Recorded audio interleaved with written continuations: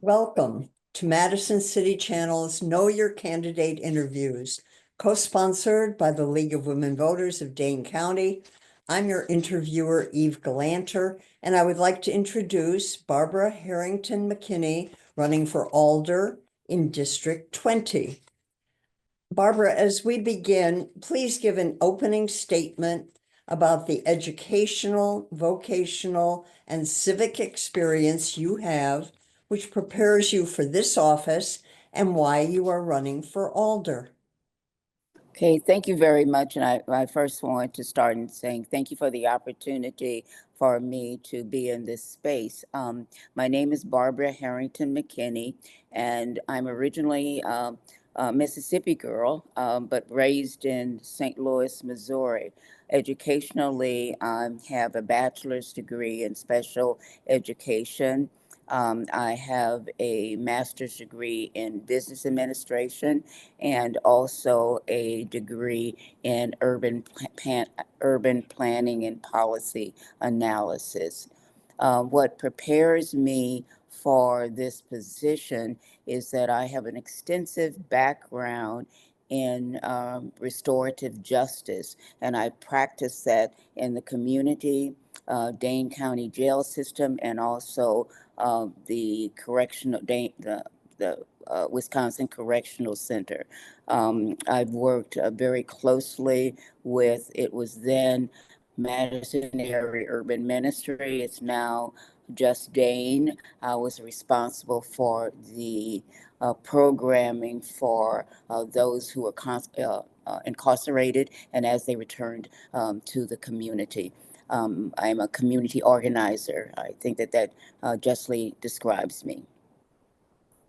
How would you evaluate the city's current efforts to address homelessness and increase the amount of affordable housing? Are there additional steps the city should take to address these issues? That is a great question. Before us, when I drive down East Washington, I see the expansive buildings, the apartment buildings. But I am the alder of District 20. And in District 20, I see a lot of dilapidated apartments. I hear from constituents where they are challenged. There are a lot of out-of-state um, uh, apartment owners. And so as the city prepares for the next 10 years, and it's projected that our population will expand tremendously, and we're building all these apartments. I think what I see is that the opportunity to build across the city is very important, but it has to be different stocks of housing. We have a situation where elderly, they're telling me that they cannot afford to live in Madison, and we're talking about workforce development and workforce individuals saying that they're struggling trying to maintain housing in Madison. And it's very critical, and even students are challenged. So as the city develops housing, what they should be looking at is housing that's affordable across several income streams. It also should be walkable. It should have amenities, but it should be affordable. And so that is what I'm seeing in Madison. What actions or programs would you support to enhance public safety in Madison? And in particular, what's your position on the use of body cameras by Madison police officers, given the recent demonstration project? Well, I'll be straightforward. I was elected in 2015, and I supported body-worn cameras then. And now we are in 2025, and we have just completed the North Side pilot study.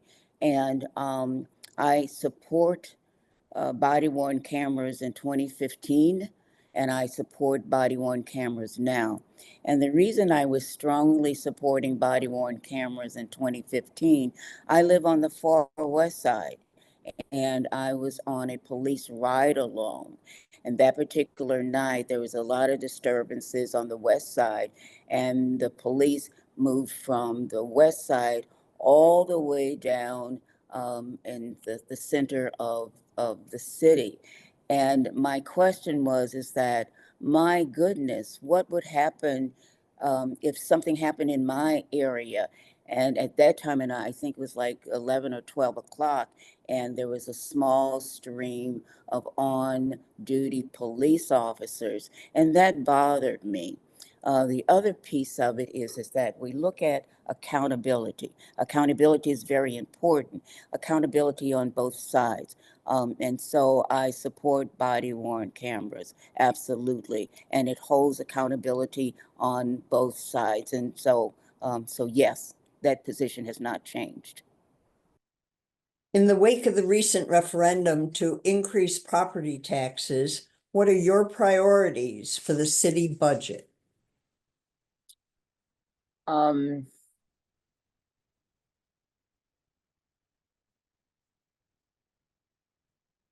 Spending priorities around public safety within our neighborhoods is a priority. Community policing is a priority. And the question came to me is, what would I cut? But it is important to maintain high quality city services, expanding housing affordability across incomes, especially affordable workforce housing options. Traffic safety is a priority. The city was successful in passing the referendum on the November ballot. The passage allowed the city to maintain quality city services and avoid staff reductions. But the reality is, Madison is becoming a city that is unaffordable for some, including seniors. The budget is a fiscal plan set out to anticipate revenue and expenditures to pay for city services. Our city budget must be balanced with revenues that equal expenses.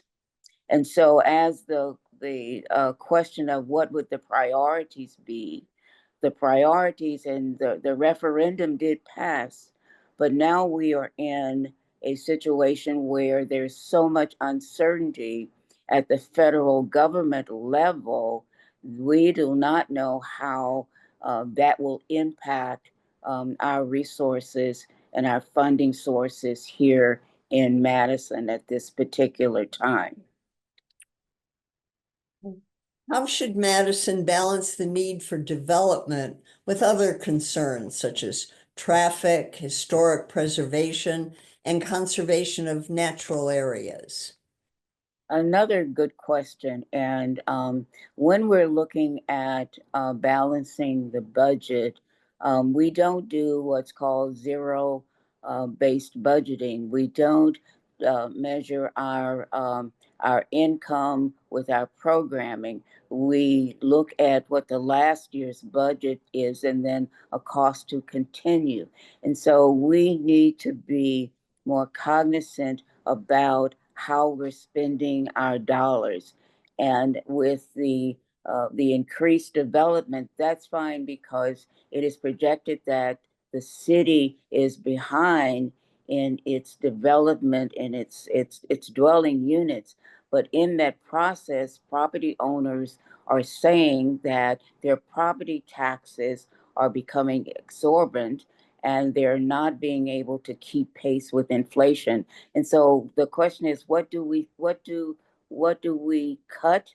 You know, how do we balance our budget? Well, we have to look at what our priorities are. And the main reason for looking at our priorities is that we must include the community voices and the decision-making priorities of what is important. And the city needs to do a better job at accountability. We cannot do all things. And so there needs to be a system where we evaluate what are the priorities. And as we make those determinations of what the priorities are, we've got to have input from our community voices. What are the most critical issues that you see facing the people in your district? And what would you propose to address these? Critical issues in District 20. We don't have large businesses in our community. What our complaint is, what complaints from my constituents are, is the lack of affordable housing, out of state apartment owners, coming in and buying property and not taking care of it. I have so many apartment owners that are in apartments that are substandard. And so that's what, they're complaining about. They're complaining about speeding. They're complaining about the traffic. They are complaining about being safe in their neighborhoods. Those are the things that they are, concerned about. We have small streets in District 20, and people are really concerned about three things: public safety, being safe in their own neighborhoods; two, um, streets that are safe, the speeding they're concerned with. They're definitely are concerned with property taxes, and they're concerned about their apartments and their property not being kept up well. What would you like to say to the viewing audience as we complete our interview? I would like to say I was first elected in 2015, and redistricting placed me in the new District 20. I want to continue to serve the district. We will have new challenges with the within our District 20. Um, we are undertaking the Southwest Area Plan. It is important that we keep residents informed and involved in this process. Um, I'm experienced and well prepared to continue the work. We will face unknown challenges at the federal government level, but my focus will be at the local government level. The city is projected to grow to approximately 380,000 plus by 2050. The Common Council can be a challenging environment to navigate. The alder representing District 20 must be prepared to represent the residents in District 20. So that is what I offer, is the experience, being able to immediately, this is a one term. And so within one term, we don't have the luxury of learning. We have to have an alder that is ready to begin day one processing and working within the city and finding ways in order to not only bring constituent voices to the table, we also must have a government that is transparent. That is the greatest challenge that I'm hearing from constituents in District 20, is that they are not being heard. And we have to change that. The city has to be a city where all is inclusive. We cannot guarantee that citizens will get everything they want, but they need to be able to feel that they have been heard. I want to thank Barbara Harrington-McKinney for speaking with us, and thank the viewing audience for taking the time to know your candidates. I want to remind everyone that the general election is Tuesday, April 1st. Every election is important. Please vote. On behalf of Madison City Channel and the League of Women Voters of Dane County, I thank you for joining us.